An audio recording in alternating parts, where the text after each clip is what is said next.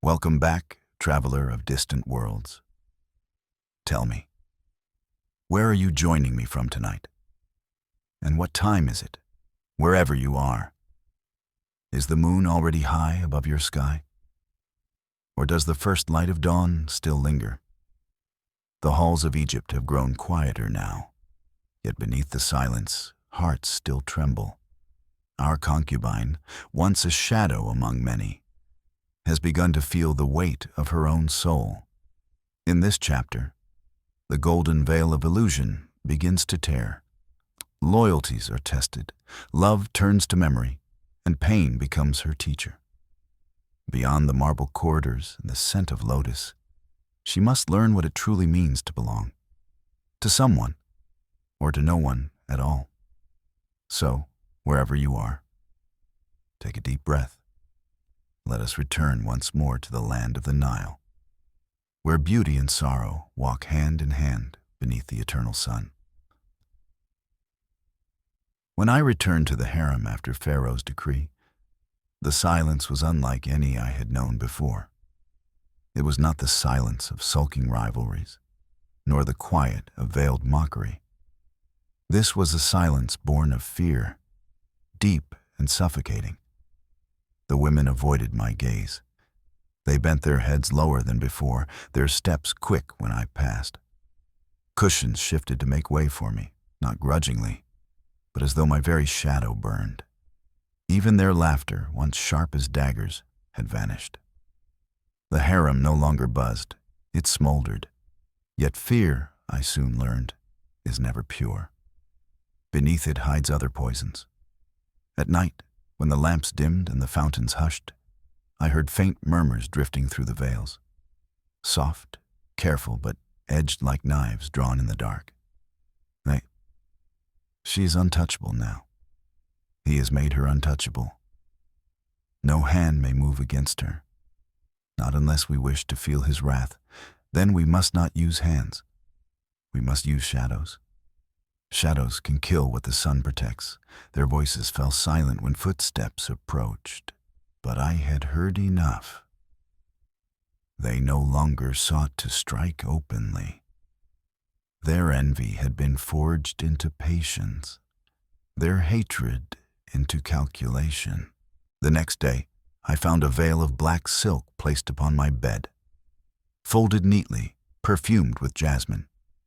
At first glance, it seemed a gift, but among its threads, barely visible, was a single thorn, sharp, poisoned, hidden like a whisper.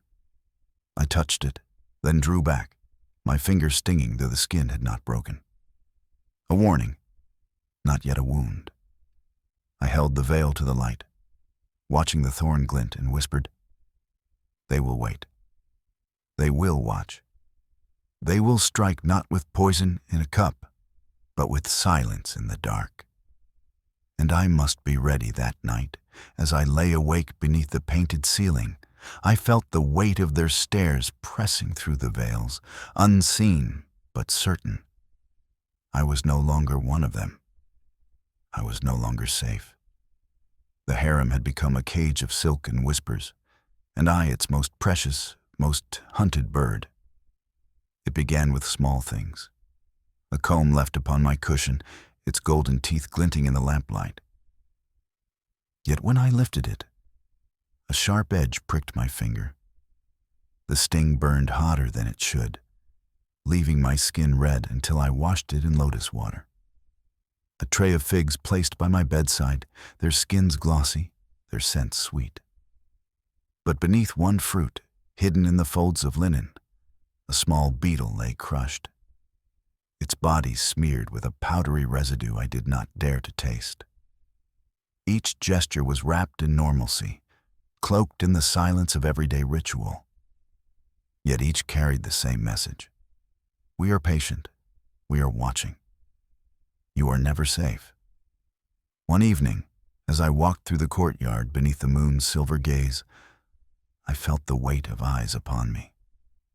The other women sat in clusters, their laughter soft, their smiles delicate, but their silence deepened as I passed. The air pressed heavy, thick with unspoken words. When I returned to my chamber, I found a papyrus laid upon my bed. No seal, no name, only a single line written in careful hand. The higher the bird climbs, the sharper the arrow that finds it. I sat upon the edge of my bed, the papyrus trembling in my hands. The lamps flickered, shadows danced across the painted walls, and for the first time I felt the true depth of their patience. They no longer sought to strike quickly. They meant to wait, to watch, to weave their snares until one day I faltered and they would strike without warning. I pressed the beads at my throat, whispering into the silence, "If they are shadows, then I must learn to live like fire. For only fire keeps the dark at bay." But even as I spoke, I felt the truth gnawing at me. Fire may burn the shadows, but fire, too, consumes itself. It was during the evening meal, when the air shimmered with the fragrance of roasted quail and honeyed wine, that she approached me. She was older than most, her beauty sharpened by years of rivalry, her eyes lined with kohl that only deepened their cruel glimmer. She wore silks the color of blood, her bracelets heavy with gold. The other women parted for her as she crossed the floor, as though even their jealousy bent before her. She sank gracefully onto the cushion beside me, her lips curved in a smile smooth as polished ivory. "How radiant you look tonight," she murmured, her voice low, carrying just enough for nearby ears to catch. "Pharaoh's light shines bright upon you. So bright that we lesser stars can hardly bear to look." I inclined my head, my voice calm. "His light falls where he wills. I am only its reflection." Her smile deepened, though her eyes glittered with venom. "And yet reflections can blind, can they not? A mirror can cut as keenly as a blade when shattered." The words slid like silk, but the meaning was iron. I held her gaze steady, though my heart thudded. "Then perhaps it is best not to shatter what one cannot mend." Her laughter was soft, musical, but beneath it coiled something darker. She leaned closer, her perfume sweet and suffocating. "Be careful, little bird. The higher you climb, the more the winds will seek to tear your wings. Even Pharaoh's gaze cannot shield you forever. He is the sun, yes, but even the sun sets." The women around us fell into silence, their eyes wide, drinking in every word. I felt their breath held, their envy sharpened into awe. I bowed my head slightly, my voice quiet but clear. "The sun sets only to rise again, and until it does, no shadow rules the sky." Her smile faltered, just for a heartbeat. Then she rose, her bracelets clashing like chains, and drifted back among the women. Whispers followed in her wake, low and fevered, while I remained still, my beads warm in my grasp. In that moment, I understood. They no longer sought to poison me with wine or strike me with tricks. Their weapons were subtler now. Fear, doubt, words sharpened into daggers, and daggers of words can pierce deeper than steel. That night, as I lay awake, her voice echoed through me. "Even the sun sets," and I whispered back into the dark, "But the dawn always returns." That night, after the banquet's laughter had faded and the lamps burned low, I lay awake, the serpent's words still coiling in my ears. Even the sun sets. For nights upon nights, I had endured. I had hidden behind silence, behind obedience, behind Pharaoh's shadow. But as I stared at the painted ceiling above me, I felt something shifting in my chest. Endurance alone would not save me. Silence alone would not protect me. If they plotted in shadows, then I too must learn the ways of shadows. If they sharpened words into daggers, Then I must sharpen mine into shields. I sat up, the beads at my throat slipping between my fingers. For the first time, I did not pray for protection. I prayed for cunning. The next day, when the women gathered in the courtyard, I walked among them not with lowered eyes, but with my head held high. Their whispers faltered, their gazes flickering as I passed. Some averted their eyes, others glared, but none could ignore me. I paused near the fountain, letting the sunlight gild my veil. With a voice calm but steady, I spoke, not to one, but to all. The Pharaoh has named me his eyes. His eyes do not close. His eyes do not forget. And those who plot against his eyes plot against him. A hush fell over the courtyard. Some of the women stiffened, others shifted uneasily upon their cushions. I felt their breath catch, their silence deepen. I did not wait for an answer. I turned and walked away. Each step measured, each breath steady. Behind me, the murmurs rose, sharp, fearful, awed.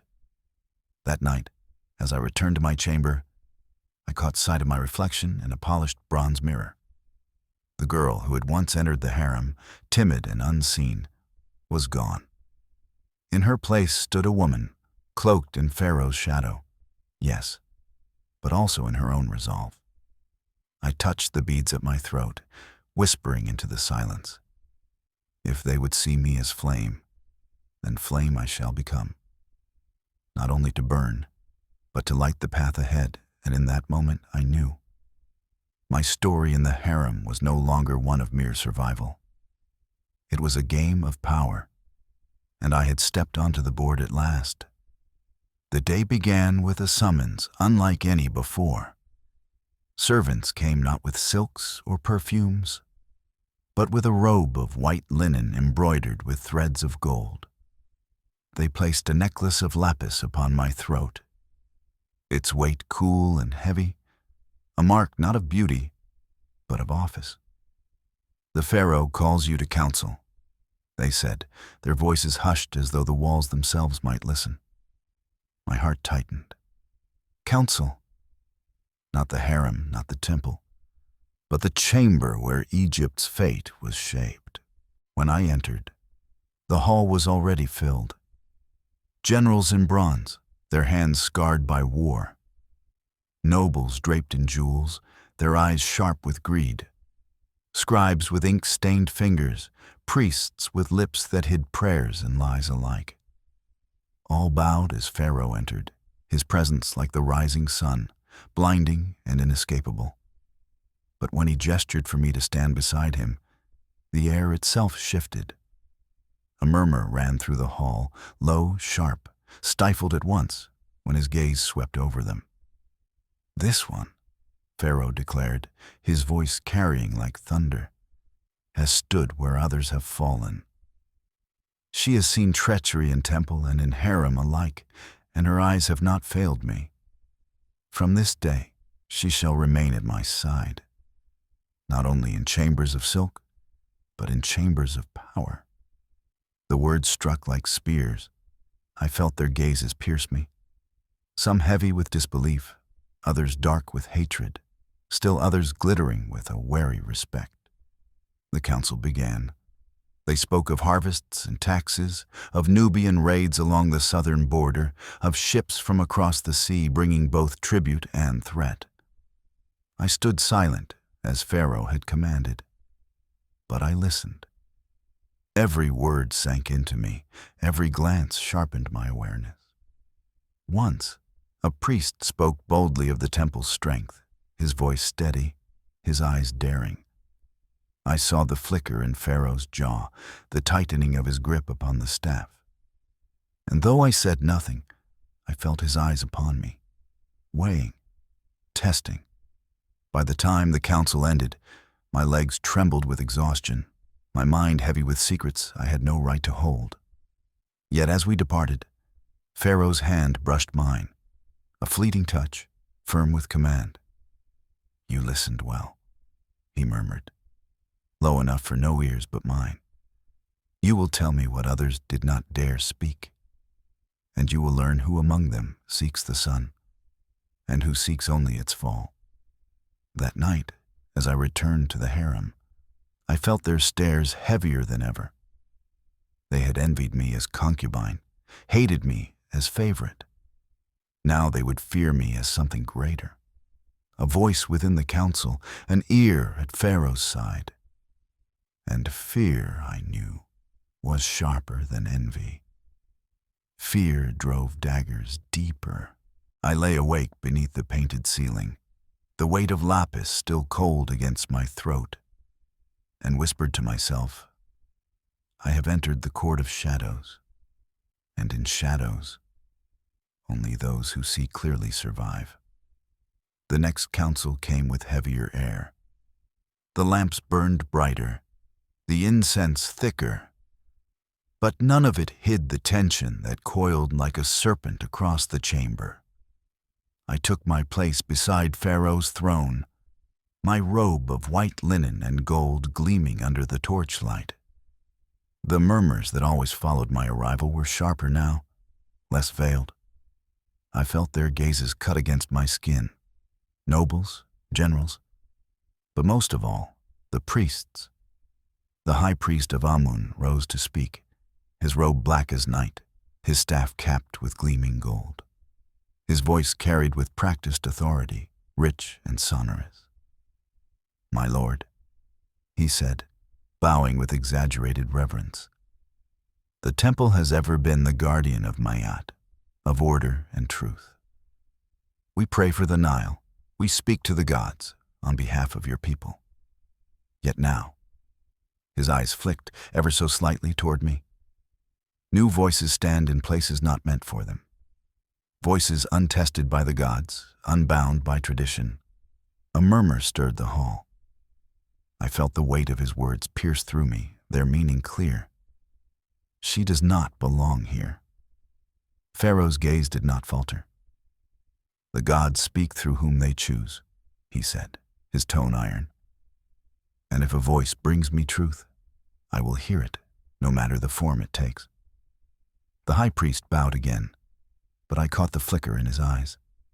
Cold, sharp, and dangerous. His lips curved in a smile that did not reach his gaze. As my lord commands. Yet the temple will watch. The gods do not look kindly on shadows standing where light was meant to fall.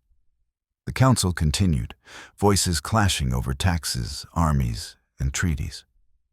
But beneath it all, I felt the priests' stares pressing against me, their whispers woven between each word, like threads of poison in silk. When the council ended, Pharaoh departed, his presence sweeping like the tide. I lingered only a moment before following, and in that moment, I saw them. The priests clustered together, their heads bowed close, their eyes sliding toward me like daggers.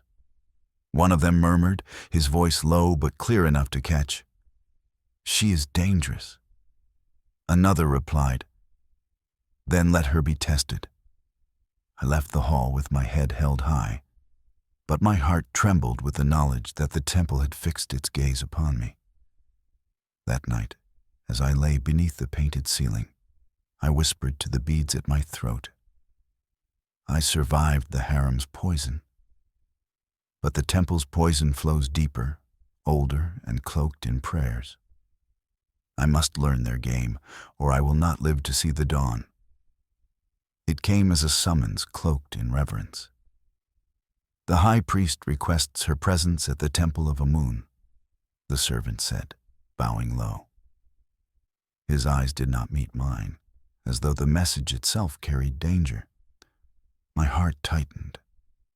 I knew it was no request.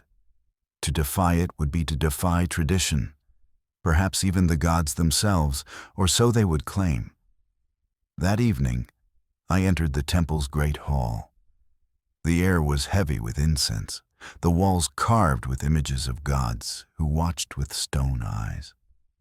Torches flickered, their flames tall and restless. At the far end, The high priest stood, flanked by his acolytes, their white linen robes ghost-like in the shifting light. He greeted me with a bow deep enough to disguise the steel in his gaze. "You are welcome, daughter of the Nile," he intoned. "The Pharaoh has raised you high. But those who stand in sacred places must be proven." "The gods demand it," I bowed, keeping my voice steady. "Then let the gods judge me." He gestured, and the acolytes brought forth a vessel, an ornate cup carved from alabaster, its rim painted with gold. The liquid within gleamed dark, thick, almost black in the torchlight. "This is the water of truth," the high priest declared. "To drink is to place your soul before the gods. If your heart is pure, you will be unharmed. If it is not—" His pause was long, deliberate. "The gods will claim you." The acolyte's eyes gleamed. The women of the harem had tried poison once. Now the temple cloaked it in sanctity. I stepped forward, my heart thundering. Was it poison? A trick? Or only water made bitter to terrify? To refuse would be to admit guilt. To drink might be to die. I lifted the cup. The liquid shivered within, catching the light like oil. I raised it to my lips, closed my eyes, and drank. The taste was sharp, bitter as ash, burning as it slid down my throat. My stomach clenched, my body shook, but I did not fall. I forced my breath steady, my gaze unyielding, and lowered the empty cup. A silence fell. The high priest's eyes narrowed, his jaw tight. Around him, the acolytes shifted uneasily, their whispers sharp in the dim hall. "The gods have spoken," I said, my voice steady though my heart pounded. "And they did not find me unworthy." For a moment I thought he might strike me down where I stood. But instead, he bowed again, his voice smooth as silk stretched over steel. "So it seems." I left the temple with the taste of ash still burning my lips, my heart thundering with triumph and dread. I had survived their trial, but I knew it would not be the last. That night, staring at the painted ceiling, I whispered into the silence, "I drank their shadows, and I live." But the priests will not stop. Their game is older than mine, and their patience deeper. If I am to survive, I must learn not only to endure, but to strike. The next morning, I was summoned before Pharaoh. The hall blazed with light. Golden banners shimmered in the rising sun. He sat upon his throne, the serpent crown coiled upon his brow, his staff gripped tightly in his hand. But his eyes burned hotter than the desert at midday. I fell to my knees, bowing low. "My lord." "Rise," he commanded, his voice low, sharp. I obeyed, trembling. "They brought you to trial," he said, each word cutting like a blade. "Without my word, without my leave. They dared to place you before their altar, as though Pharaoh's chosen were theirs to test." His staff struck the floor with thunder. The chamber shook with the sound. I lowered my gaze. "Yes, my lord." "Did you drink?" His tone was fierce, demanding. I did. My voice wavered but held. It burned like fire. But I did not fall. A silence followed, heavy as stone. Then his hand clenched around the staff, his knuckles white. "Then the gods themselves bear witness," he declared, his voice rising like a storm. "She is untouchable. She has stood against envy, against poison, against falsehood, and now against the temple's own deceit. And still she stands, the guards and scribes bowed lower, the air trembling with his wrath. Pharaoh's gaze turned back to me, fierce and unyielding. He descended the steps, his robe sweeping like a tide, and stood before me. His hand lifted, resting upon my shoulder, heavy with command. "You are mine," he said, his voice low but blazing. "Not theirs, not the temple's. Let them dare again, and I will strip their altars bare, stone by stone, until they remember who rules Egypt." His eyes burned into mine, and for the first time I saw something beyond wrath, something like pride. "From this day," he continued, "you will not go where they call you, nor answer to their whispers. You will walk only in my light. Let them rot in their shadows." I bowed deeply, my forehead to the floor. "I am yours, my lord." And as his voice echoed through the hall, fierce as thunder, I knew the temple had not merely failed in their trial. They had provoked Pharaoh's wrath, and in doing so, they had bound me tighter to his side than ever before. That evening, the temple's great halls glowed with torchlight, but the air was thick with bitterness. The high priest of Amun sat among his acolytes, his jaw clenched, his eyes dark as obsidian. "She should not have lived," one of them hissed, his voice a coil of rage. "The draft was enough to cripple even the strongest. Yet she stands still. She stands because Pharaoh wills it," another muttered. "His gaze shields her. His wrath protects her. While his favor shines, no hand may touch her." The high priest lifted his staff, silencing them. His voice was calm, but beneath it smoldered fury. "The sun may blaze, but every sun sets. Pharaoh is flesh, not God. His favor is a shield of reeds. When the Nile rises, reeds bend, and reeds break. A murmur of assent rippled through the chamber. "She is dangerous," one whispered.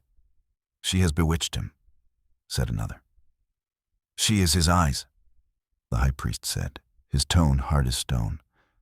"And eyes can be blinded." He rose, his black robe sweeping the floor, his shadow stretching long across the carved walls of gods and kings. "Let Pharaoh rage. Let him threaten. We will wait. The gods do not rush. The gods do not forget. And when the time comes, she will fall, not by our hands, but by the weight of her own place beside him." The acolytes bowed, their voices blending into a low, chilling chant. "Shadows endure. Shadows endure." Outside, the night deepened, the stars burning cold above Thebes. And though I lay that night in Pharaoh's palace, safe within the glow of lamps and guarded walls, I felt it, the pulse of hatred in the temple, steady as a drum beat, waiting, patient, unrelenting. The days that followed should have been filled with peace. Pharaoh's decree had been thunderous, his wrath absolute. The harem grew silent, the council bowed deeper. Even the priests lowered their heads in the light of his gaze. Yet peace never came. Instead, I felt the shadows stir. At night, as I walked the palace corridors, I caught whispers carried on the wind, servants speaking too quickly, silencing themselves when I approached. At meals, messages on papyrus passed swiftly between scribes and priests, their eyes darting toward me before sliding away. Once, in the courtyard, I passed a servant sweeping the stone floor. As I drew near, he froze, his face pale, his gaze locked on the beads at my throat. Then he muttered, so low I could barely hear, "They will wait until the sun weakens." When I turned to question him, he dropped his broom and fled, vanishing into the shadows of the palace. That night, I dreamed of the temple again, of torches flickering against carved gods, of the high priest's eyes burning with silent fury. I woke with my heart racing, the taste of ash still clinging to my lips, as though the trial had never ended. The next day, Pharaoh summoned me once more to the council. I stood beside him, my head bowed, listening to the priests speak of harvests and offerings. Their voices were calm, their words smooth, but I heard it now, the steel beneath the silk, the venom beneath the prayer. And when the high priest spoke, bowing low before Pharaoh, his gaze brushed against mine for only a heartbeat. But in that glance, I saw the truth. Their hatred had not lessened. It had only learned patience. That evening, I pressed my beads to my lips, whispering into the stillness, "The temple waits. The shadows endure. And if I am to survive, I must learn not only to listen, but to strike before they do."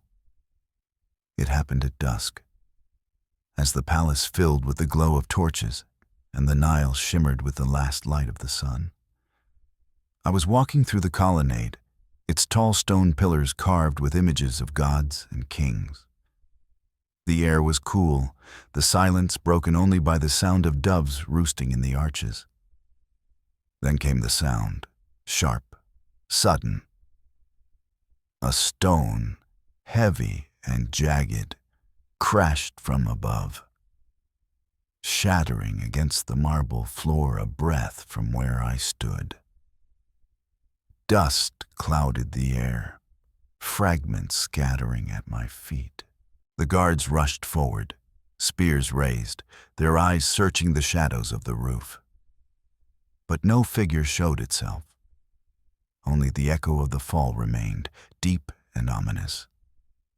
One guard knelt, lifting a fragment of the broken stone. His face paled as he revealed what lay carved upon it, a fragment of hieroglyphs. Words once sacred, now twisted into a curse. "The eye that sees too much will be closed." The message spread quickly, whispered from soldier to servant, from servant to scribe. It reached Pharaoh by nightfall. He summoned me at once, his face dark with wrath, his voice sharp as thunder. They dare to strike within my own walls. The temple poisons not only the people, but the very stones of Egypt. I bowed low, my heart pounding.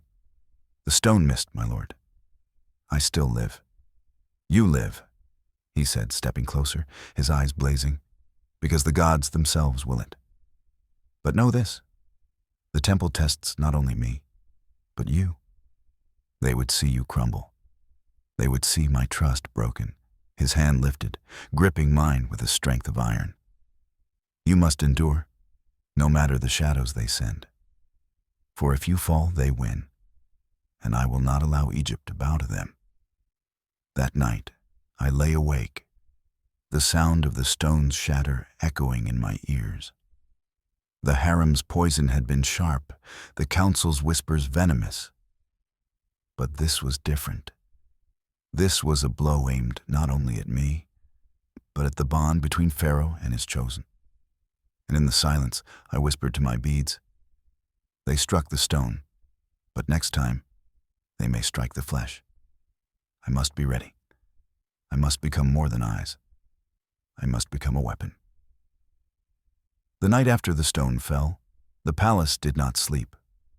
Guards patrolled with doubled ranks, torches burned until dawn, and whispers of curses and omens spread like fire among the servants. At sunrise, Pharaoh summoned his court. The hall was filled. Generals in bronze, nobles in jewels, priests in their white and black robes. And I once again stood at his side. He rose from his throne, the serpent crown blazing above his brow, his staff clutched tightly. His voice thundered across the chamber. "The temple dares to strike against Pharaoh's house. They cloak their venom in shadows. They carve their threats in stone, as if Pharaoh does not see. But Pharaoh sees all. Pharaoh endures, and Pharaoh will break those who defy him." The priests bowed, their faces masks of reverence. But I saw it. The flicker in their eyes, the cold hatred buried beneath their silence. Pharaoh's gaze swept the hall, sharp as a falcon's. Then it fell upon me. He lifted his staff, pointing for all to see. This one has stood against their poison, their lies, their shadows. She is my eyes, my witness. Let the temple know her place is mine. To strike her is to strike Pharaoh himself. A murmur rippled through the hall, sharp and uneasy. The generals exchanged glances, the nobles shifted, the priests stiffened in their silence. Pharaoh descended the steps, his robe sweeping the floor like fire. He stood beside me, his presence overwhelming, and his voice lowered just enough for me to hear. They will not stop. And so, neither will we. If they weave shadows, we will raise flame. If they whisper, we will roar. His hand brushed mine, brief but heavy with command. Stand firm, and I will make you more than their enemy. I will make you their reckoning. The words seared into me, equal parts burden and fire.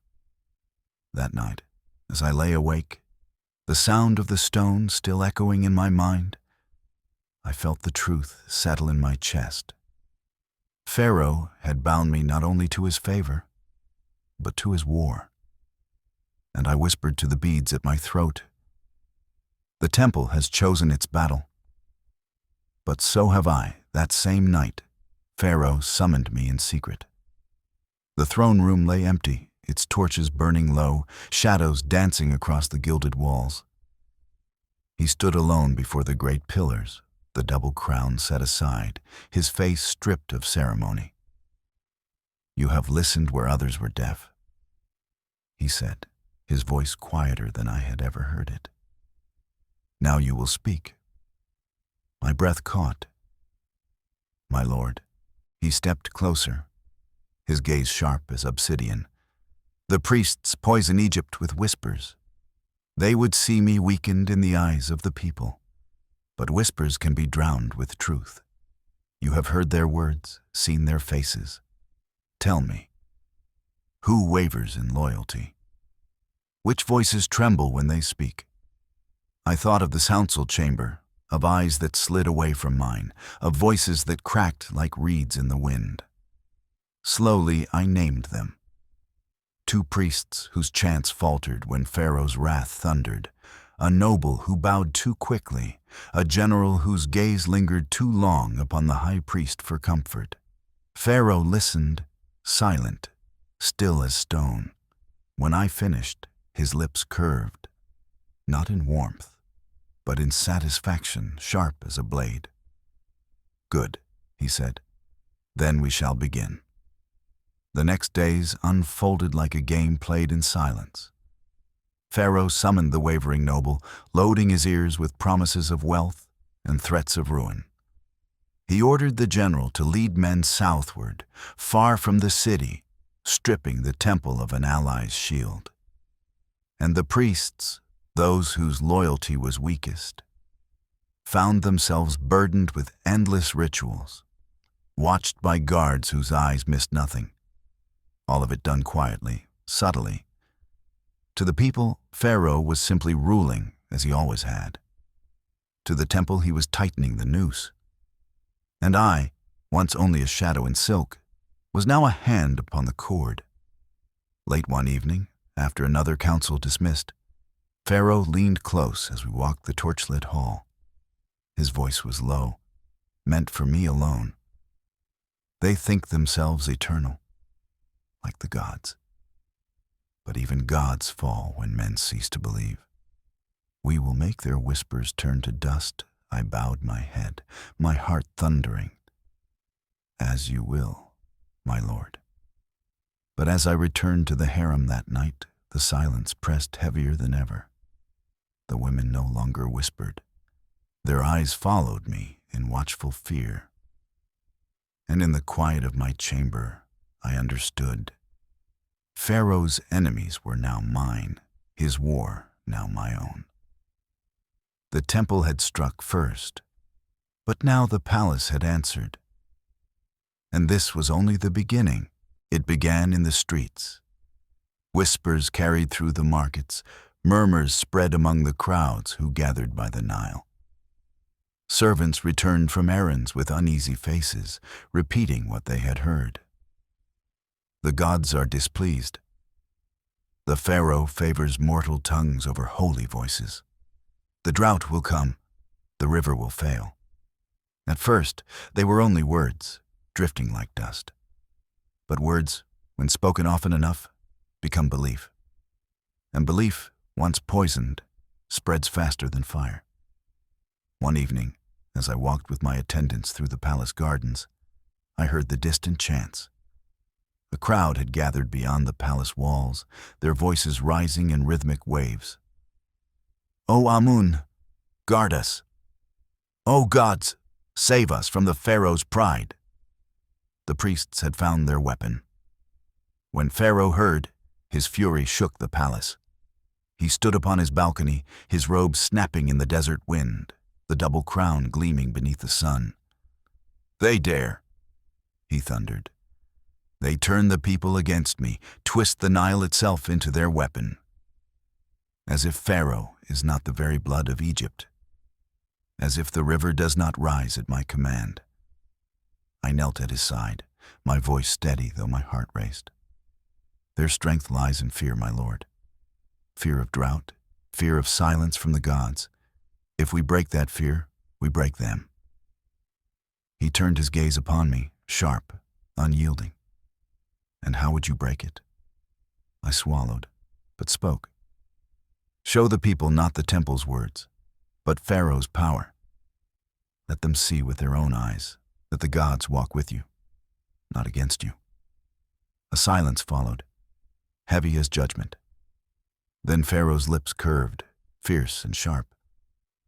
"You speak as one who has tasted their poison and lived. So be it. We will give the people a sign." The next day, proclamations spread through Thebes. Pharaoh would lead a procession to the river, an offering to the gods of the Nile. Not the priests, not their chants. Pharaoh himself, and by his side, his chosen. When the news reached the harem, the women gasped, their veils trembling. Some whispered in awe, others in envy, but all with fear. For never before had a concubine walked in such a place, before all of Egypt. That night, as I lay awake, the chants of the people still echoing beyond the walls, I pressed my beads to my lips and whispered, "The temple seeks to turn Egypt against him, but I will stand beside him, before gods and men alike. If they wish to test me in shadows, I will answer in the light." The morning of the procession dawned bright. The sky polished blue, the sun blazing gold upon the waters of the Nile. From the palace balconies, I could see the city gathered like an ocean of faces. Merchants and farmers, nobles and servants, children upon their fathers' shoulders. Their voices rose in a restless hum, a tide of fear and expectation. Pharaoh emerged from his chambers clothed in robes of white and gold, the double crown upon his brow, the crook and flail gleaming in his hands. The sight of him silenced the crowd, as though the very sun had stepped down to walk among men. By his gesture, I took my place beside him. My robe shimmered with lapis threads, my veil pale as morning light. A murmur swept through the people at the sight of me. A concubine, a woman of the harem, walking not behind, but beside the throne itself. Drums thundered, trumpets blared. The procession began. We walked through the streets of Thebes, the air thick with incense, petals of lotus and rose scattered at our feet. Priests lined the avenues, their faces masked in ritual calm, but their eyes burned with fury as the people bowed not to them, but to Pharaoh. At the river's edge, an altar of alabaster gleamed, heaped with offerings, bread, wine, honey, and garlands of flowers. The high priest of Amun stepped forward, his voice raised in sonorous prayer. But Pharaoh lifted his staff. and the priest's words faltered. "Today," Pharaoh declared, his voice ringing across the water, "Egypt sees where the gods place their favor. Not in shadows, not in whispers, but in the light of Pharaoh, who is their living son." The crowd roared, their voices shaking the sky. Pharaoh took the offering vessel in his own hands, not waiting for the priests. He poured wine into the Nile, the crimson stream mingling with the river's endless current. Then he cast golden grain upon the water, shining like sunlight upon the waves. And then he turned to me. "Give your offering," he commanded softly, for all to hear. My hands trembled as I stepped forward. I held a garland of lotus blossoms, white and pure, their fragrance rising like prayer. I knelt at the river's edge, placing them gently upon the water. The current caught them, carrying them downstream, their petals glistening in the sun.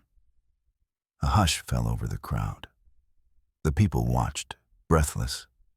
Then, as if in answer, the Nile stirred. A breeze swept across the water, lifting the blossoms, sending them drifting far and wide. The surface rippled, sparkling like 1,000 jewels. A cry rose from the people. "The gods accept. The gods favor Pharaoh." Their voices swelled into a chant, louder and louder, until the very stones of Thebes seemed to tremble with it.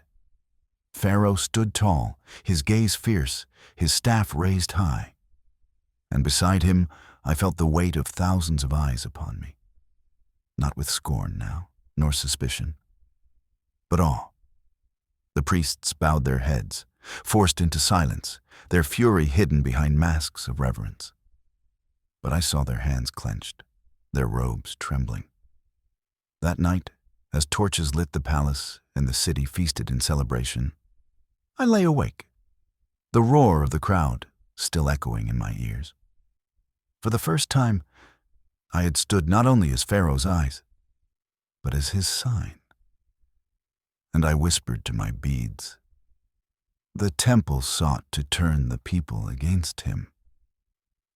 Instead, they saw me stand at his side, and in their eyes, I am no longer only his concubine. I am his proof." That night, while the city feasted, the temple seethed. Within the shadowed halls of Amun, torches flickered against painted walls, their smoke curling like serpents. The high priest sat upon the stone dais, his face stern, his hands gripping the staff of office. Around him, the lesser priests gathered in uneasy silence. They cheered her. One spat, unable to contain himself. The people cried her name with Pharaoh's. A concubine, a child plucked from the harem.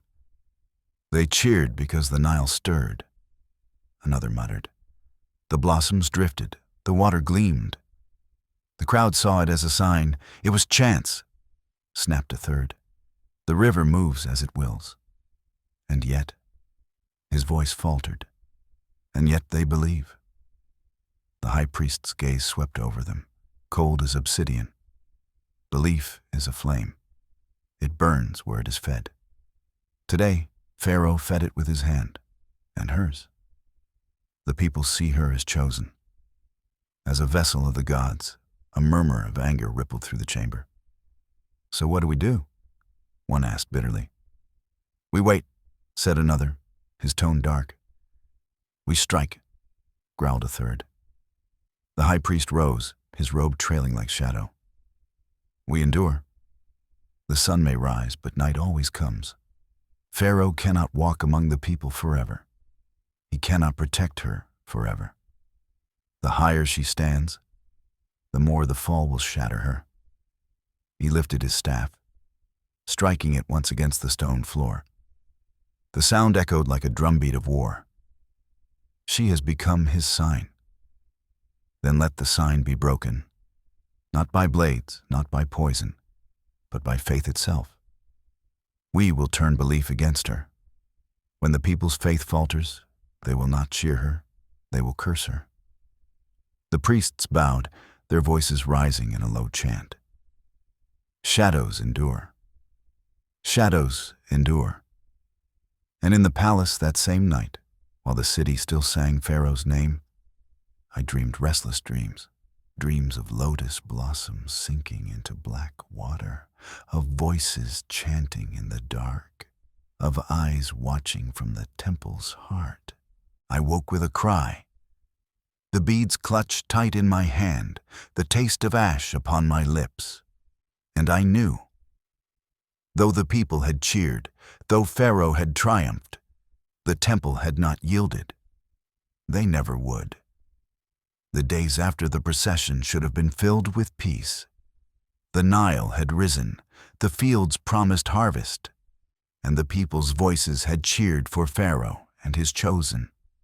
Yet beneath the surface, something shifted, subtle as a serpent in the reeds.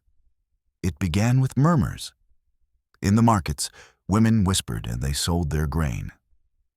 Yes, the blossoms floated, but did you see how quickly they drifted away? In the courtyards, old men shook their heads. The gods give signs, but signs can deceive. Can we trust what comes from the hands of a concubine? At the temple gates, priests spoke softly to those who brought offerings. Pharaoh is mighty, yes, but even the mighty can be misled. Beware false vessels of the divine. The word spread like smoke, thin at first, then thicker. Servants carried them into the palace.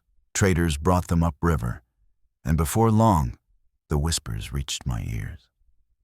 One evening, as I walked through the harem garden, a maidservant dropped her gaze, but failed to hide her trembling lips. I caught the fragments of her whisper as she passed another.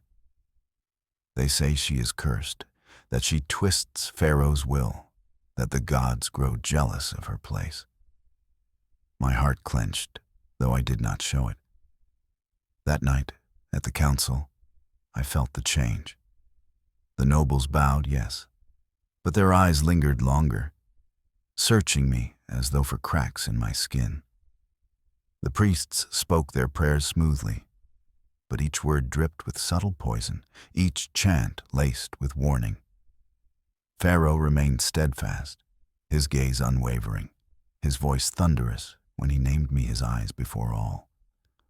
But I saw it, the unease in the room, the shifting of feet, the murmurs that refused to die. When the council ended, I walked alone through the torchlit halls. Shadows stretched long upon the walls, their shapes twisting like claws.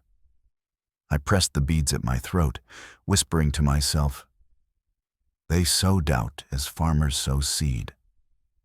And doubt, once rooted, grows quickly." I paused, my voice trembling but fierce.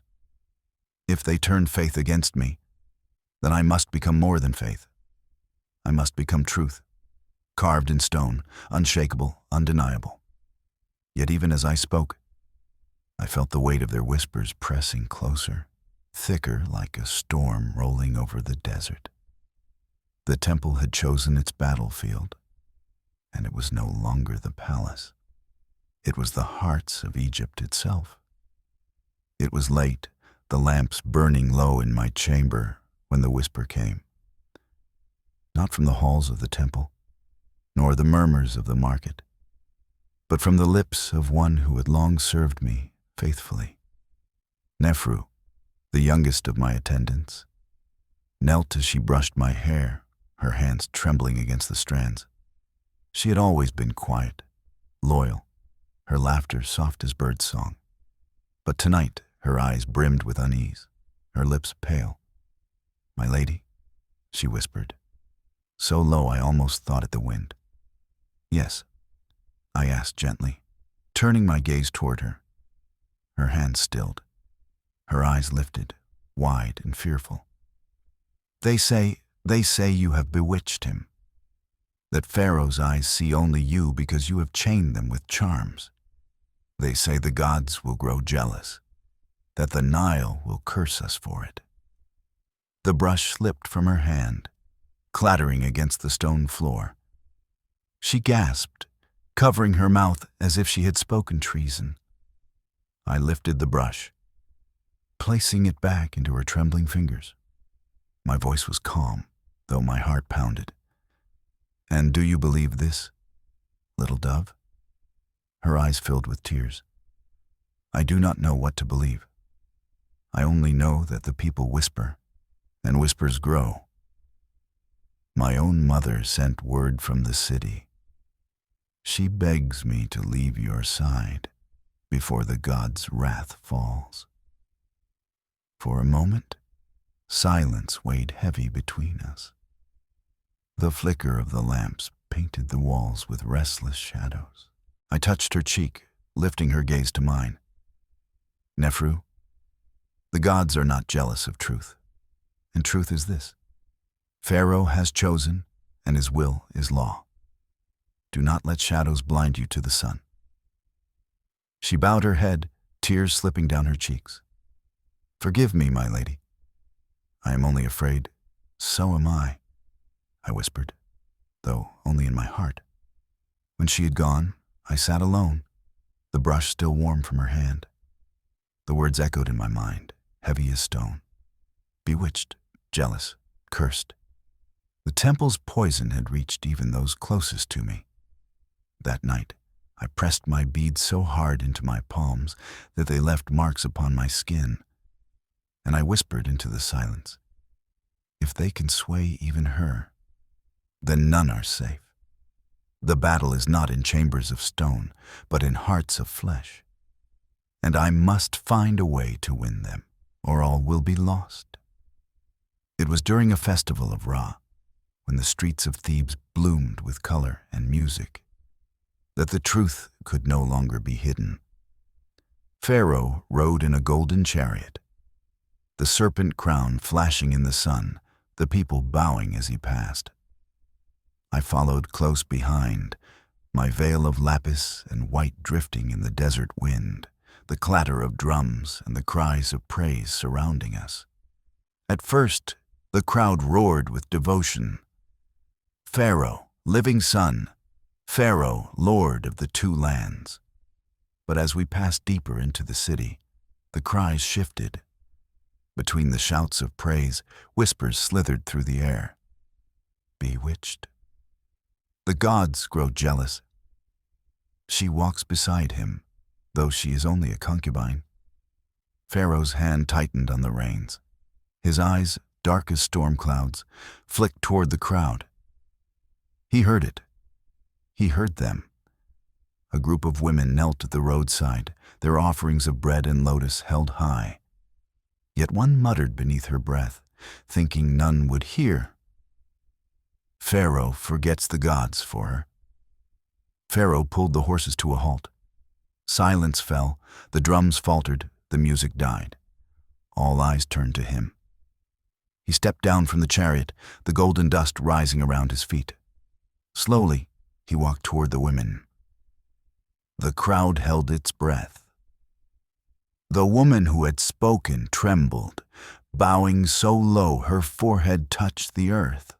Pharaoh's voice rang like iron. "Do you think Pharaoh forgets the gods?" The woman's lips stammered, her voice breaking. No, my lord. Forgive me." Pharaoh lifted his staff high, his voice thundering across the square. "I am Pharaoh, son of Ra, chosen of Amun. No concubine, no priest, no whisper can command me. I rule because the gods breathe through me. And she—" He turned, pointing to where I stood. "Walks at my side because the gods have proven her. She has drunk their trial, and she has lived. Who among you dares to claim the gods did not choose her?" The crowd fell to its knees, a wave of bodies bowing in silence. Yet beneath their obedience, I felt the tremor of doubt, still alive, coiled and waiting. Pharaoh returned to the chariot, his face carved in stone, his voice low enough only for me to hear. "They test me not with armies, but with whispers, and whispers, if not crushed, can drown even thunder, I bowed my head, my heart heavy. Then we must answer with more than thunder, my lord. We must answer with truth that cannot be denied.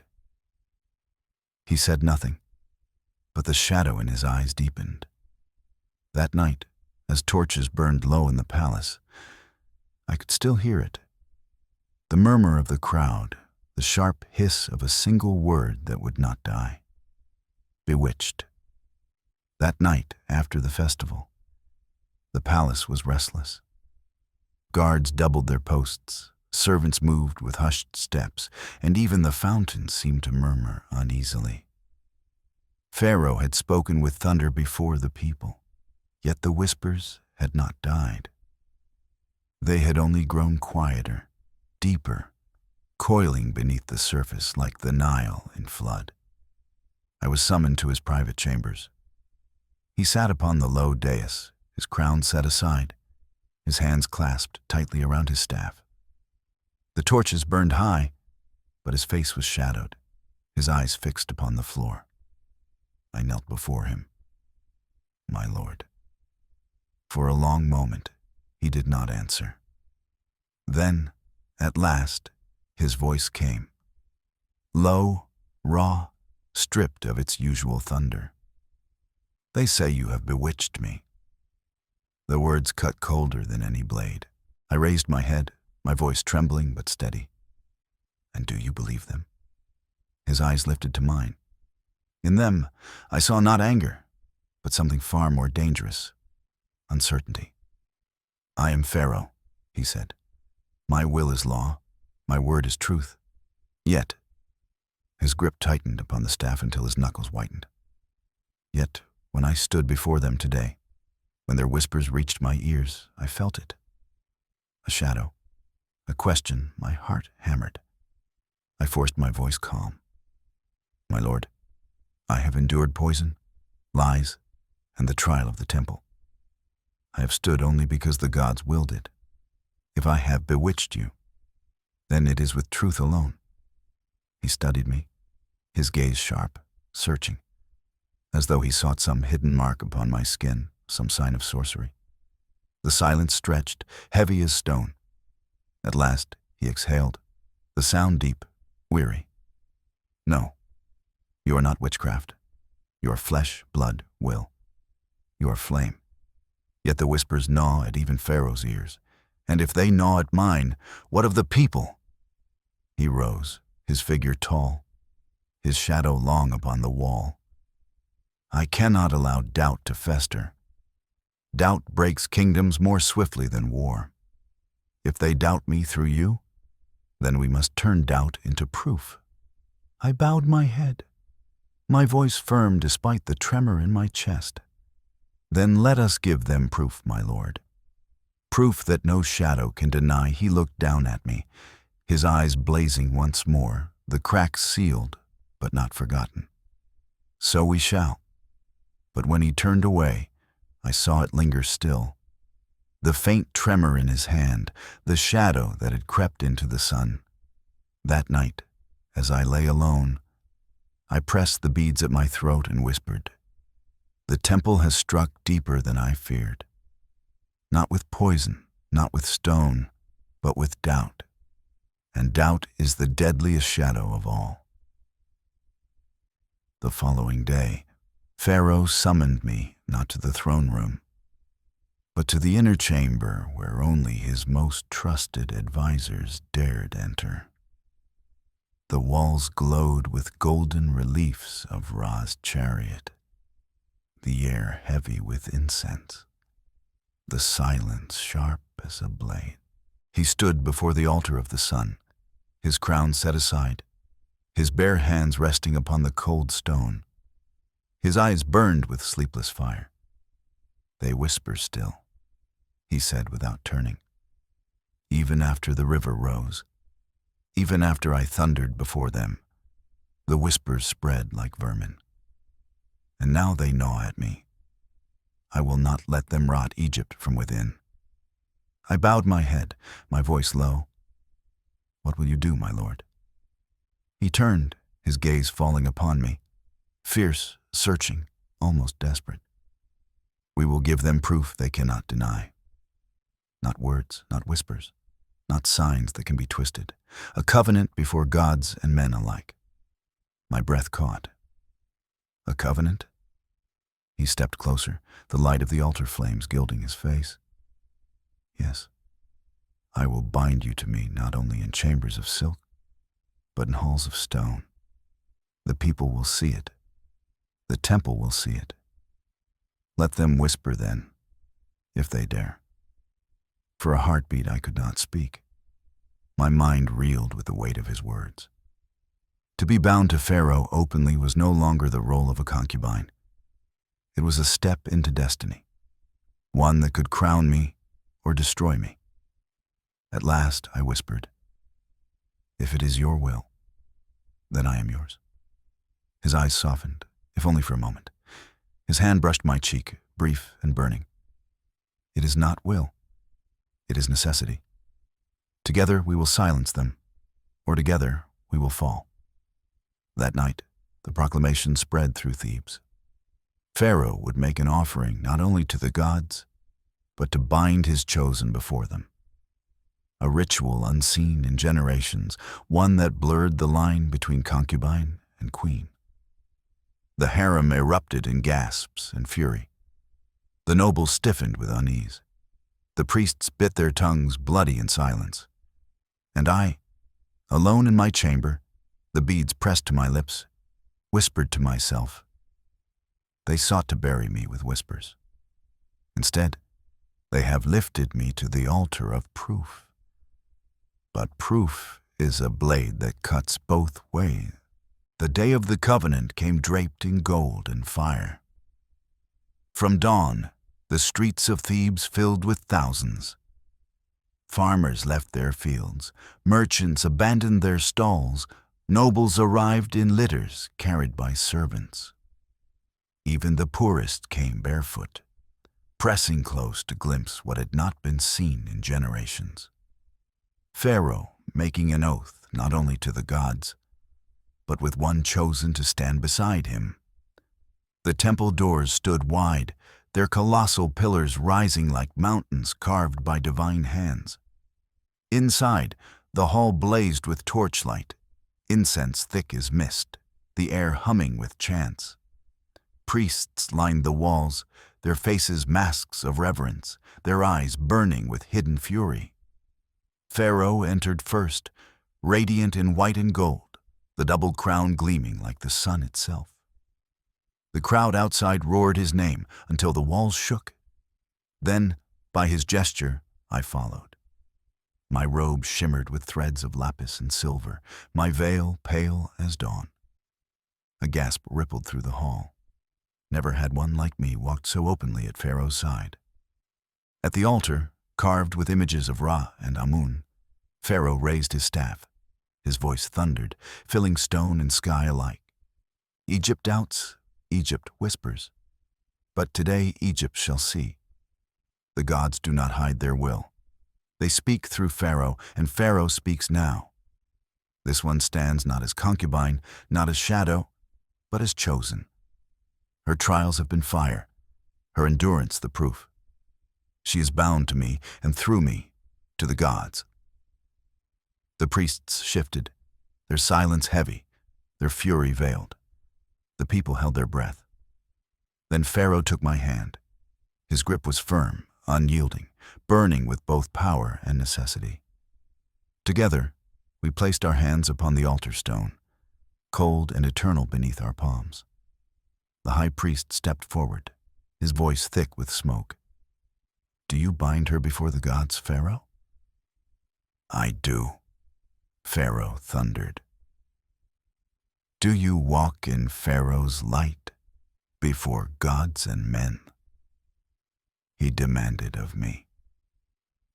My throat trembled, but my voice rang clear. "I do." The hall erupted, not in whispers, but in cries. Some cheered, voices raised in awe. Others gasped in outrage. The priests stood still as statues, but their eyes burned with fury that could set the walls aflame. Pharaoh raised our joined hands high, his voice echoing like thunder over stormy seas. Let Egypt know we are bound, and let those who whisper see that Pharaoh's will is truth, and Pharaoh's truth endures. The people outside roared, their voices shaking the heavens. But as the chant of thousands thundered through the temple, I saw the high priest's lips curve into a thin, cold smile. His bow was deep, his voice smooth as silk, as Pharaoh wills. And I knew then, though the day belonged to Pharaoh, the night would belong to the temple. That night, as the city feasted and firelight danced upon the Nile, I lay awake with the weight of the covenant heavy upon me. The beads at my throat pressed into my skin as I whispered, "They have made me his proof." And proof can silence whispers, or invite daggers sharper than any blade. The city of Thebes blazed with celebration that night. Torches lit every street, drums thundered through the alleys, and songs rose upon the air. Children danced with garlands of lotus, merchants poured wine as though it were water, and even the poorest lifted their hands to the sky, shouting Pharaoh's name. For many, the covenant was a wonder, a sign that the gods themselves had spoken, that Pharaoh's will was stronger than whispers. They sang of me as the chosen flame, the one who had walked through poison and shadow, yet stood unbroken. But not all voices sang. In hidden corners, behind shuttered doors, others whispered still, "Pharaoh is bewitched. The gods will strike her down. The sun blinds itself with her shadow." Even in victory, the venom flowed. When I returned to the harem, silence greeted me. The women sat up on their cushions, their veils lowered, their eyes glittering like serpents in the firelight. Some bowed stiffly, others turned their faces away. One voice, soft but sharp, slipped from the shadows. "You have climbed higher than any before you. But the higher you climb, the harder the fall." No one claimed the words. The silence that followed was heavier than threat itself. And in the temple, the high priest gathered his acolytes once more. They knelt in the great hall, their chants low, their incense heavy. The high priest's voice was calm, but beneath it burned fury cold as iron. "Pharaoh has made her his proof. Then let proof become curse. If the people believe she is chosen, then we will show them she is cursed. We will twist faith into fear until they beg for her fall." The acolytes bowed deeper, their voices hissing as one. Shadows endure. Shadows endure. That night, lying in my chamber, I felt the weight of both adoration and hatred pressing upon me. The city called me chosen, the harem called me doomed, the temple called me cursed. I pressed the beads at my throat, my whisper barely a breath. I stand higher than ever before. But heights are lonely, and in lonely heights, even a whisper can feel like a storm. At first, it was small things. A lamp in my chamber sputtered and died, though its oil was full. A mirror cracked upon its bronze frame without touch. A dove that had nested in the garden fell lifeless from its perch, its wings spread wide as though struck by an unseen hand. To me, they were accidents, fragile things breaking as all fragile things do. But to others, they were omens. The women of the harem began to whisper louder than before. "Did you see? Even the flame fears her, the gods send signs. She is cursed."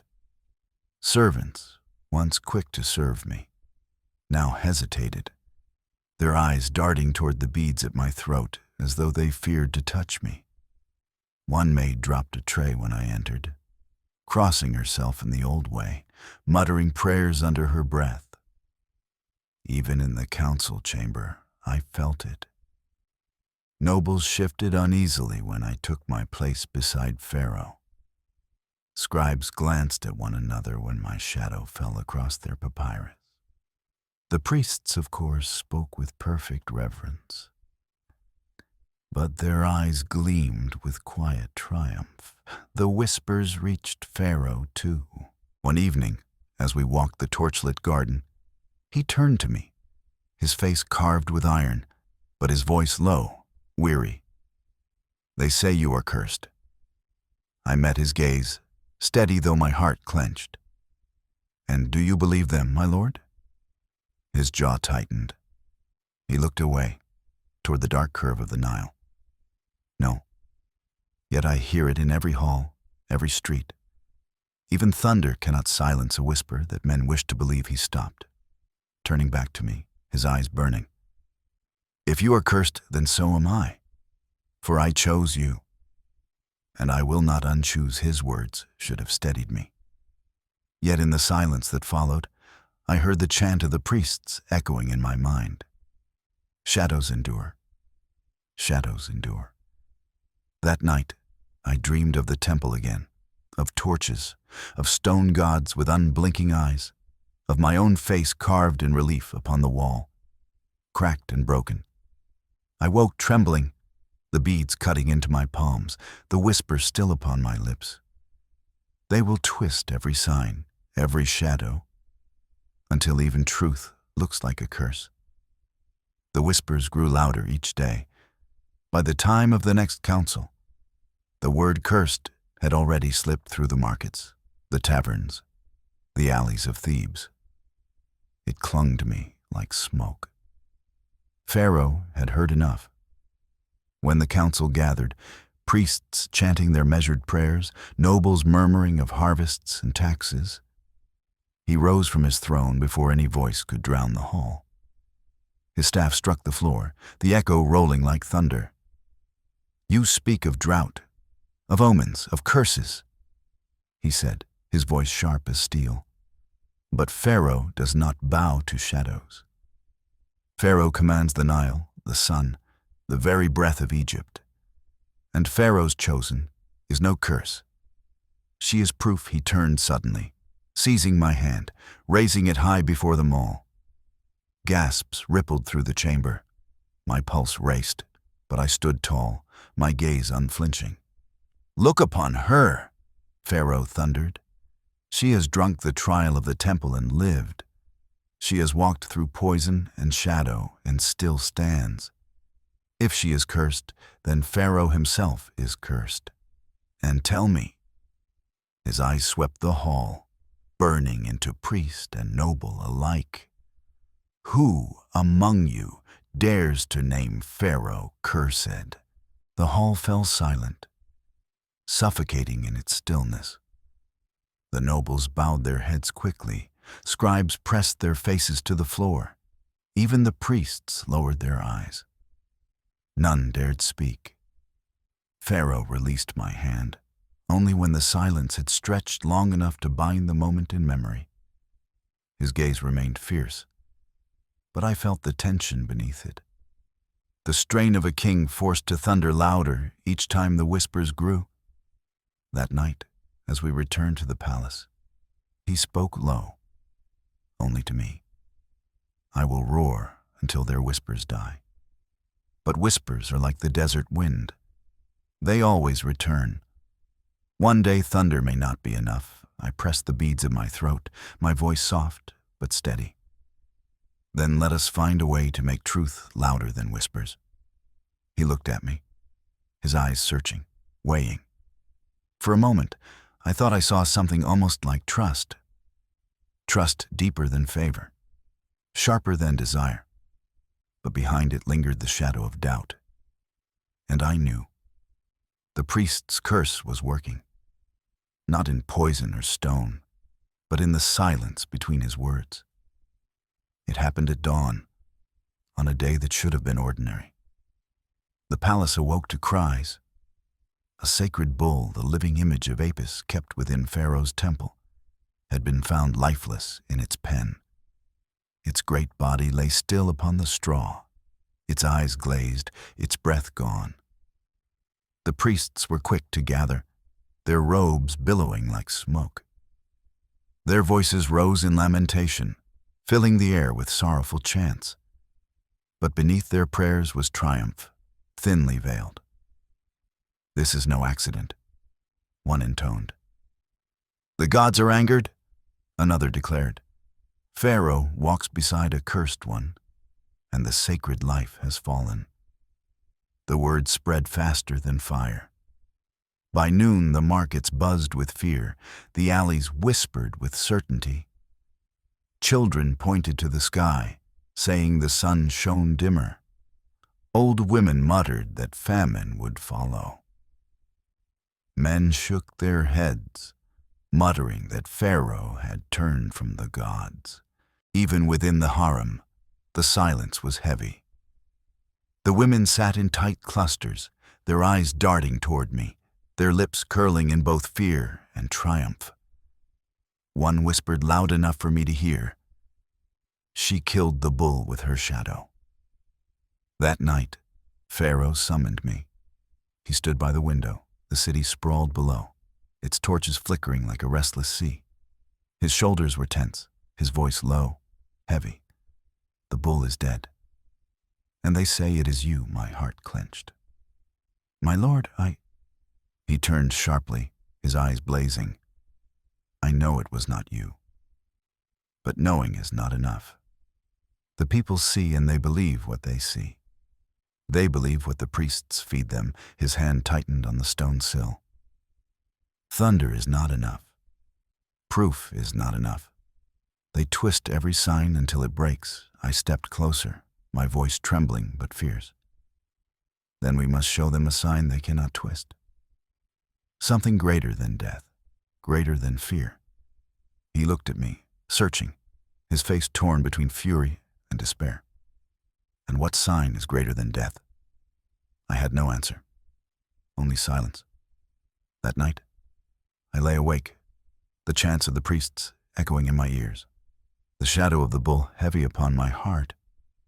The beads at my throat felt colder than ever, cutting into my skin as I whispered, "They have struck at the heart of faith itself.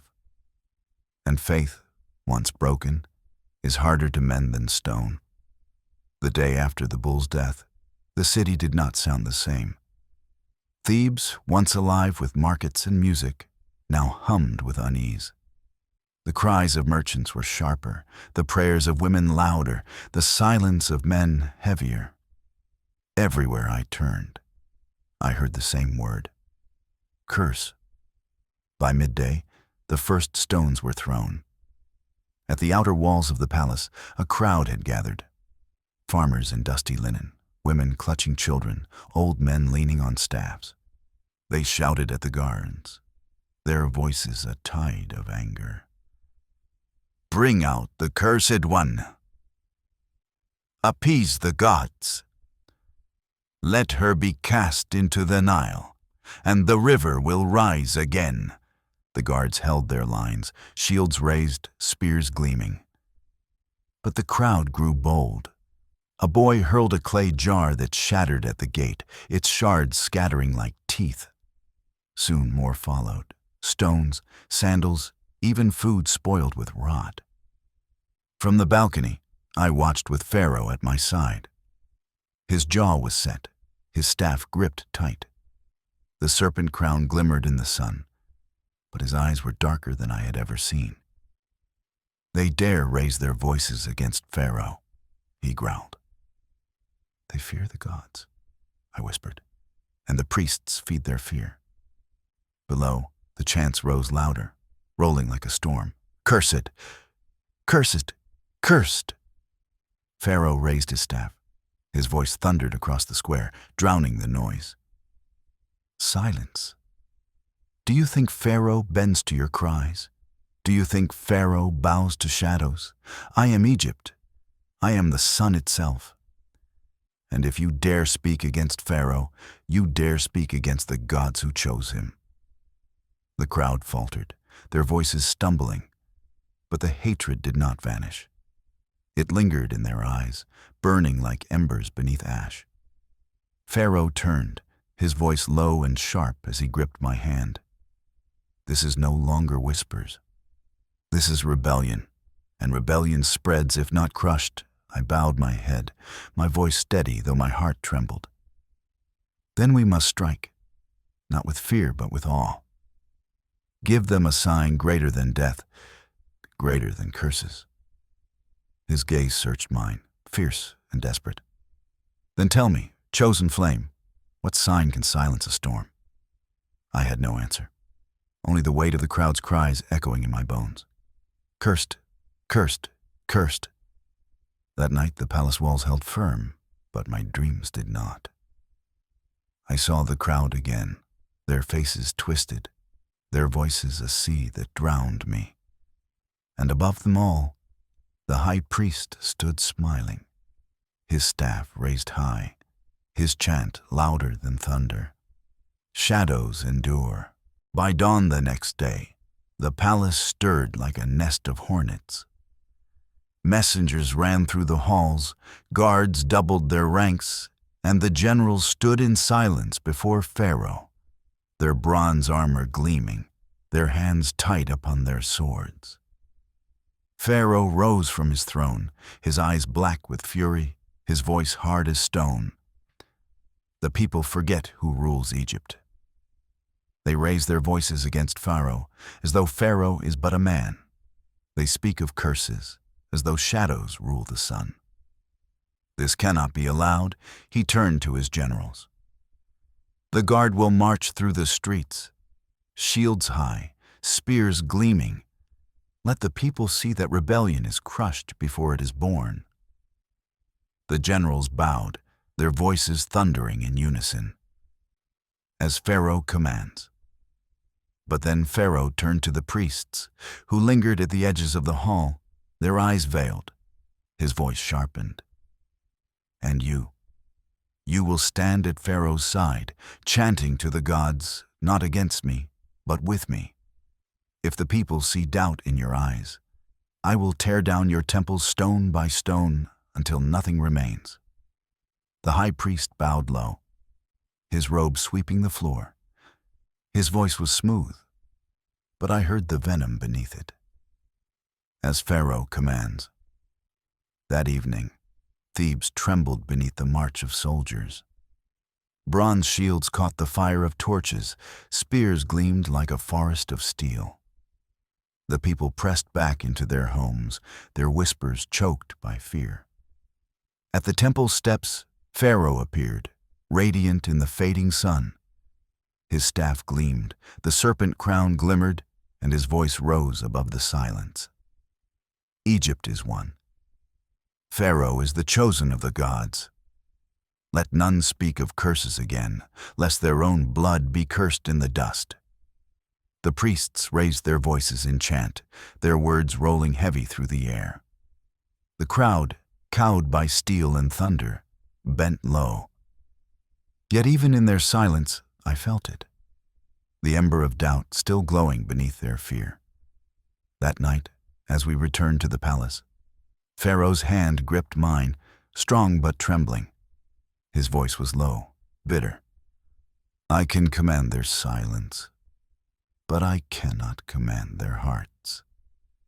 And hearts lost to shadows are the hardest to reclaim. I bowed my head, the beads at my throat cutting deep into my skin.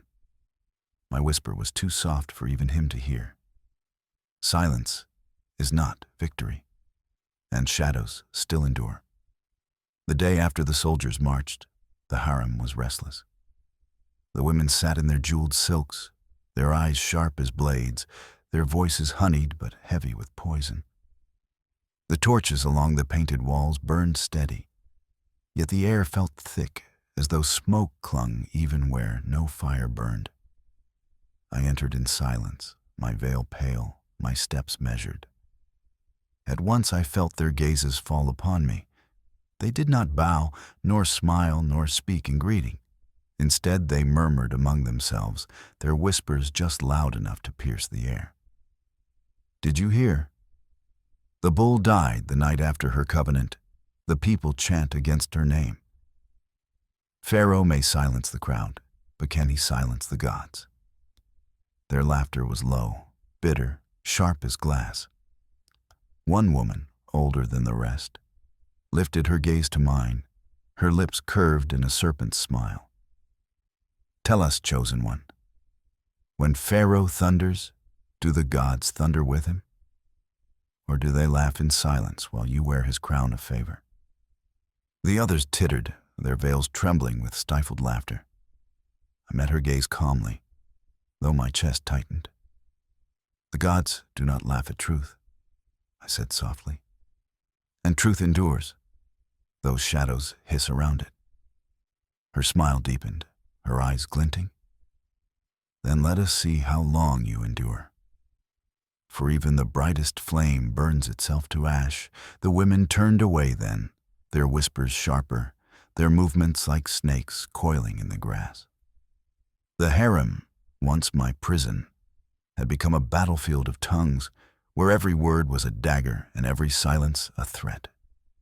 That night, as I returned to my chamber, I found a papyrus laid upon my bed. No seal, no name. Only 3 words written in ink dark as blood. The gods watch. I sat upon the edge of the bed, the papyrus trembling in my hands, the echo of their laughter still in my ears. And I whispered to my beads, they do not need daggers or poison. They need only whispers and fear. If the city believes, if Pharaoh wavers, then their shadow has already won. The nights grew heavier. In the city, whispers thickened like smoke, coiling through every street and market. Children pointed when they saw me pass, their mothers dragging them away in silence. Merchants bowed quickly, but their eyes slid from mine as though even a glance might invite a curse. In the temple, chants grew louder. Priests spoke not of Pharaoh's glory, but of balance broken, of gods angered, of omens darkening the land. The people listened. They always listened. And in the harem, silence became sharper than words. Cushions shifted away from mine. Laughter died when I entered. Food left untouched upon my tray. Their eyes gleamed in the lamplight, bright with envy and triumph, as though waiting for me to stumble, to break. At night, in my chamber, I began to tremble. The beads at my throat, once warm with prayer, now felt cold, heavy as chains. My dreams filled with shadows, whispers that coiled through my sleep, hands reaching from darkness, faces twisted with both love and hate. One evening, I found myself alone in the garden. The moon hung pale above the palms. The fountains whispered softly, the air cool upon my skin. For the first time, I wept. The tears slipped silently, staining the silk of my veil. I pressed the beads into my palms until they cut the flesh, whispering, "Why me? Why must the shadows chase me? I was nothing but a girl, nothing but a slave of the harem. Now I carry Egypt's doubt upon my shoulders." My voice broke, swallowed by the night. But as the tears fell, another voice rose within me, quiet, steady, fierce. "Because you have endured. Because you are still here when others have fallen. Because they fear you, and fear is the shadow of power." I lifted my head, the moonlight washing over my face. The tears dried upon my cheeks, the beads still sharp in my hand. That night, I made a vow, not to endure only, but to fight. If the temple used whispers, I would use truth. If the harem used envy, I would use fire. If the city trembled, I would make it see light. I would not break. I would not be the curse they named me. I would be their reckoning. 2 days after my vow beneath the moon, I asked Pharaoh for something no concubine had ever asked. "Let me go to the people," I said. He frowned, his gaze sharp, his jaw tight. "The people spit curses on your name. They would drag you into the dust if not for my guards. Then let them see me in the dust, I answered softly, but firmly. Let them see that I do not fear their whispers. If they call me cursed, I will walk where curses should not walk. I will touch what curses should not touch. And when I remain, they will know the truth. He studied me, silent, the fire of his eyes clashing with the fire in mine. At last, he exhaled, long and heavy. You risk death. I risk it every day, I whispered. At least this way, it has meaning. So it was that the next morning, I left the palace not in silks of gold, but in plain linen, my veil thin, my feet bare upon the stones of Thebes. A handful of guards followed at a distance, but I walked alone. The streets fell silent at the sight of me. Women froze at their stalls, men stiffened where they stood, children hid behind their mothers' robes. Whispers surged like waves. There she is, the cursed one. She dares walk among us. Will the gods strike her down? I stopped before a shrine where offerings lay to Hathor, goddess of love and life. The people watched, breathless, waiting for lightning, for fire, for proof of curse. Slowly, I knelt. I laid my hands upon the sacred altar stone, warm beneath the sun. I bowed my head, whispering a prayer not for myself, but for them. May the Nile rise. May the harvest flourish. May Egypt endure. When I lifted my head, I was still alive. No lightning struck, no flame consumed me. The crowd gasped, some with awe, others with fear. A child, bold in his innocence, slipped from his mother's hand. He walked to me, his small fingers brushing the hem of my robe. When nothing happened, his laughter rang like bells. The murmurs rippled louder. Perhaps she is not cursed. Perhaps the gods favor her after all. I rose, turning to face them, my voice carrying steady and clear. I am no curse. I am flame. And flame does not destroy when it is tended. It gives light. It gives warmth. I walk in Pharaoh's light and in the light of the gods. If Egypt endures, I endure with it. The silence that followed was heavy. But it was not the silence of fear. It was the silence of thought. And as I walked back toward the palace, I felt it, the first crack in the temple's shadow. The same night that I walked barefoot through the streets of Thebes, the temple seethed like a wounded beast. In the great hall of Amun, torches roared as though feeding on anger itself. The high priest stood at the center, his hands clenched upon his golden staff, his eyes burning like coals in the shadow. She knelt at the altar. He spat, his voice trembling with rage. She touched the stone and lived. She prayed aloud, and no fire consumed her. And the people saw a murmur of unease rippled among the priests. One spoke hesitantly. Some say the gods favor her, that perhaps Pharaoh's flame burns with Ra's blessing. The high priest turned on him, his gaze sharp as a blade. Silence! She is no flame of Ra. She is the smoke of sorcery, the whisper of ruin. The gods test us through her, nothing more. He raised his staff high, striking it against the stone floor. The sound rang like thunder. If the people begin to see her as chosen, she will become more dangerous than Pharaoh himself. Whispers alone will not suffice. We must strike deeper. The younger priests bowed low, their voices blending into a hiss. Deeper, deeper. The high priest's eyes gleamed cold. Then let us give them a sign greater than hers. If she dares to show life where curses should fall, then we will show death where blessings should bloom. The people will see the truth through fear, and their faith will return to us. He turned toward the great idol of Amun, towering and silent above them all. His voice dropped into a low, chilling vow. She has walked among the people as light. Then we will make the light itself turn black. The chant that followed shook the temple walls. Shadows endure. Shadows endure. And as I lay in my chamber that night, the faint sound of those chants reached me like a whisper carried on the wind. My skin prickled, my heart tightened. I had struck a blow against their whispers, but in doing so, I had awakened their fury.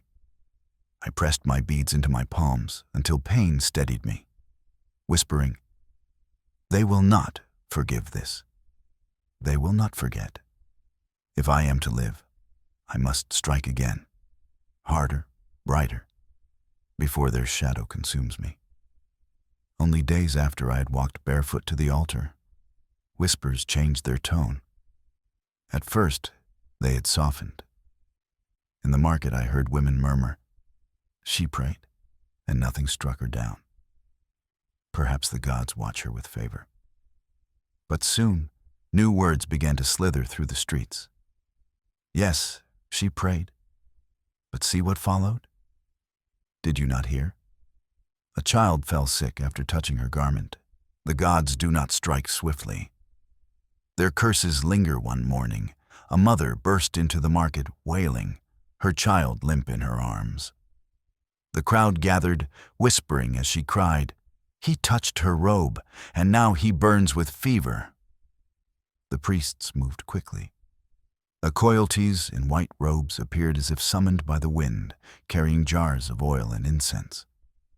They laid hands upon the child, chanting prayers, their voices loud enough for all to hear. "Behold," the high priest proclaimed, raising his hands. "The child suffers because Pharaoh's flame carries not blessing, but shadow. Only the temple can cleanse what her touch has stained."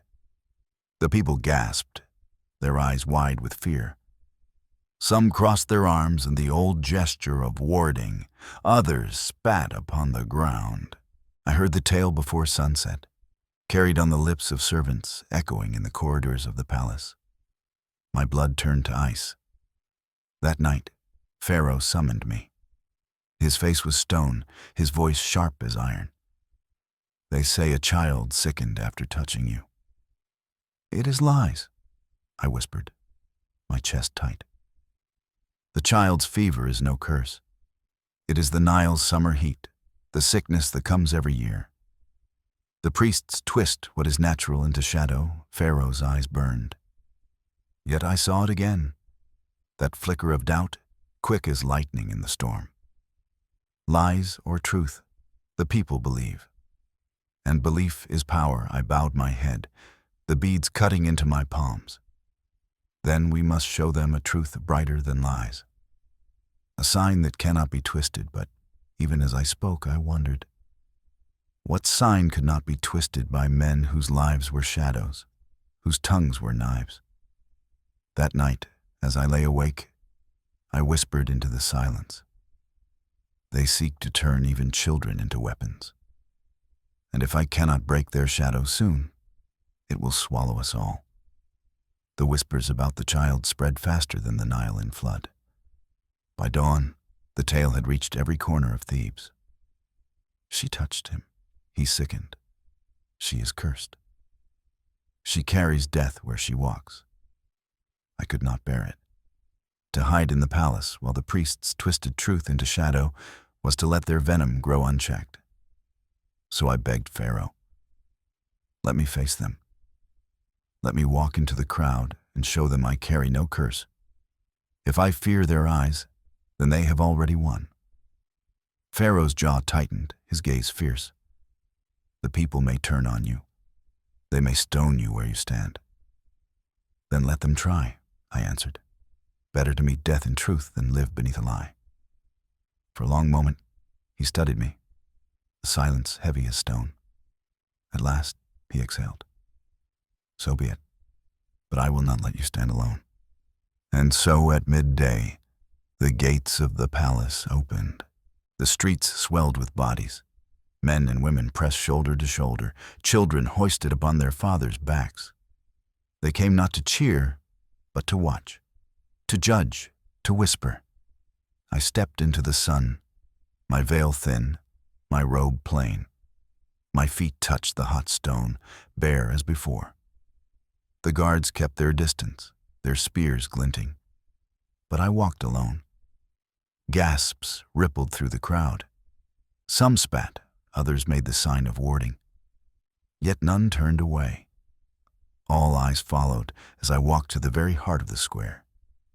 There, before the people, I raised my hands, not in defiance, but in prayer. I am no curse, I said, my voice carrying through the silence. If I were, the gods would have struck me long ago. I have walked through fire, and still I stand. I have drunk poison, and still I breathe. If I am cursed, then let the gods strike me down here, before your eyes. The crowd held its breath. I knelt upon the stone, bowing my head. The sun blazed upon my back, the heat sharp against my skin. I waited, my palms pressed to the earth, the silence of thousands pressing upon me. But nothing came. No fire, no lightning, no hand of wrath. Only the steady breath of the Nile wind, the cry of a hawk circling above, the beating of my heart. Slowly, I rose. My voice was steady, clear. Do you see? I am still here. I am no curse. I am flame, and flame gives warmth, not death. The crowd rippled, torn between awe and fear. Some bowed, others turned away muttering. Yet I saw it. In the eyes of a few, the doubt wavered. The shadow cracked. From the palace steps, Pharaoh's voice thundered across the square. She stands in the light of the gods. Who among you dares name her cursed now? The people bowed then, some out of faith, some out of fear. But as I looked into the sea of faces, I saw the priests among them, their eyes cold, their smiles thin. And I knew, today I had stolen their ground. But tomorrow, they would strike harder still. That night, as I returned to my chamber, my beads warm against my throat, I whispered, I cannot wait for Pharaoh's thunder alone. If I am to live, I must become my own storm. For a few brief days after I stood in the square, silence settled over Thebes. Some said the gods had proven me. Others still doubted, but their voices grew softer, their eyes less certain. Even in the harem, the laughter dimmed, though envy still burned beneath their veils. But in the temple, silence is never peace. It is only the drawing of breath before the strike. On the seventh day, the calamity came. A fire broke out in the quarter nearest the temple, sudden, fierce, consuming the reed roofs of 3 houses before their guards could respond. The flames licked high into the sky, black smoke choking the streets. The people rushed to save what they could. Buckets of water passed hand to hand, cries rising into the night. And amid the chaos, the priests appeared. They moved through the crowd like shadows, their robes billowing, their voices rising above the screams. Do you not see? The cursed one has brought fire upon us. She calls herself Flame, and now flame devours your homes. This is the God's judgment, and Pharaoh blinds himself to it. The word spread faster than the fire. By the time the flames were quenched, whispers had already hardened into certainty. Mothers clutched their children tighter, men spat in the dust, old women beat their chests in mourning. By dawn, the story had changed. The cursed one burned the homes with her shadow. The gods strike through her hands. When the report reached the palace, Pharaoh's fury shook the walls. Do they think she commands fire? He roared, pacing before the throne. Do they think she summons ruin with a breath? But even as he thundered, I saw it in his eyes. The weariness, the weight of endless whispers. He silenced the council with rage, yet his shoulders bent lower with each passing hour. That night, I stood at my window. The city spread below, its torches flickering like wary eyes. The beads at my throat were warm from my trembling hands as I whispered into the night. They burned their own to paint me cursed. They would destroy Egypt itself if it meant destroying me. And if I do not strike back soon, the fire they light will consume us all. At dawn, the smoke still curled over the charred ruins of the quarter. The air reeked of ash and grief, the cries of the dispossessed echoing through the narrow streets. Families knelt in the soot, clutching what little remained. Broken jars, blackened wood, fragments of lives. Pharaoh's council urged him to send soldiers. Keep order, they said, show strength. But I knew strength alone would not silence the whispers. The people did not need shields and spears. They needed hands, hearts, proof that I was not curse but flame that warmed. So I begged Pharaoh once more. Let me go to them. Let me walk among the ashes. He resisted, his jaw set, his voice harsh. They will spit on you. They may stone you. Why walk into the fire when the fire already burns? Because if I do not, I answered, then their whispers will become truth. And so, against every protest, I went. Barefoot again, clothed in plain linen, I stepped into the quarter of ashes. The people turned as one, their eyes wide, their voices sharp with fear and rage. There she is, the cursed one. She burned our homes. Keep your children away. Some spat in the dust at my feet. A stone clattered against the wall beside me, thrown by trembling hands. But I did not falter. I knelt in the soot beside a weeping mother, whose child shivered in her arms. Without a word, I touched the child's brow, wiping the ash from his skin. He whimpered, but did not wither, did not burn, did not die. Gasps rippled through the crowd. I turned, my voice clear though my heart pounded. Do you see? I carry no curse. I carry only what the gods have given me, the will to endure. Fire consumes, yes, but fire also cleanses, it warms, it gives life. I am not the fire that destroys. I am the flame that endures. I rose, lifting the child in my arms, his small hands gripping my robe. The crowd watched, silent, torn between fear and awe. Then, slowly, one woman stepped forward, laying a piece of bread at my feet. Another placed a clay jug beside it. And then another, and another, until the ground was scattered with offerings, not of fear, but of fragile hope. From the edge of the square, I saw the priests watching, their eyes burning with fury behind their masks of calm. That night, back in the palace, Pharaoh's face was unreadable. He said nothing as I entered, only studied me with a gaze heavy as stone.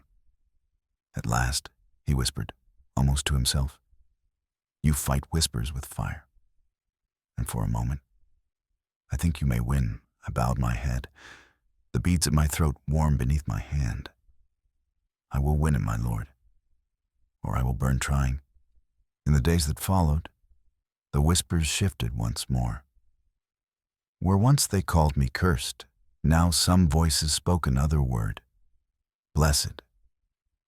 They spoke of the day I walked barefoot into the ashes, how I lifted a child in my arms and he did not burn. They told the tale in markets and alleys, adding flourishes with every retelling. She touched the child and his fever cooled. She walked among the ruins and the fire bowed before her. She carries no curse, she carries the god's flame. The shift was small, fragile as new grass after flood, but it was real. For the first time when I walked the streets, not all eyes looked away. Some lingered with awe, others with hesitant respect. Children, bold as ever, ran near me, laughing, reaching for my robe before their mothers pulled them back with trembling hands. In the harem, the silence deepened. The women no longer laughed aloud. Their envy was too sharp, their fear too real. Their eyes followed me with venom, but they no longer dared to mock. And in the council chamber, the nobles bowed deeper than before, some with sincerity, others with calculation.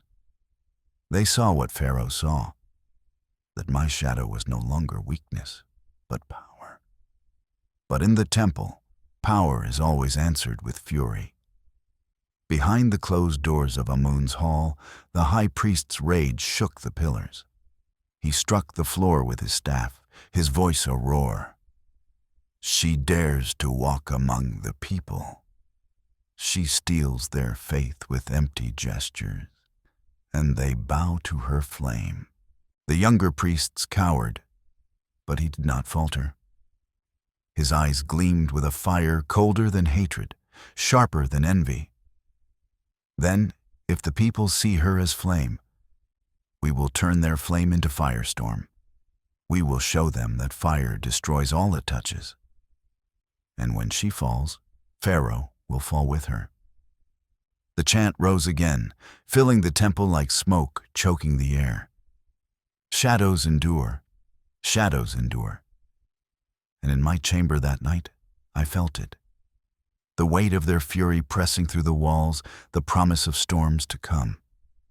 I held the beads at my throat, whispering into the silence. I have turned whispers into wonder, but wonder is fragile. They will strike again, harder than before. And when they do, I must be ready, not only to endure, but to burn brighter than ever. And so the night closed its eyes upon her sorrow. The whispers faded, the torches dimmed, and Egypt itself seemed to hold its breath. She had walked through fire and silence alike, and somewhere within her, something had changed forever. The palace might forget her tears, but the river remembers. For every drop that falls upon its surface is carried to the sea of time, where love and loss flow as one. Rest now, dear listener, for dawn is coming, and with it, a new chapter of destiny.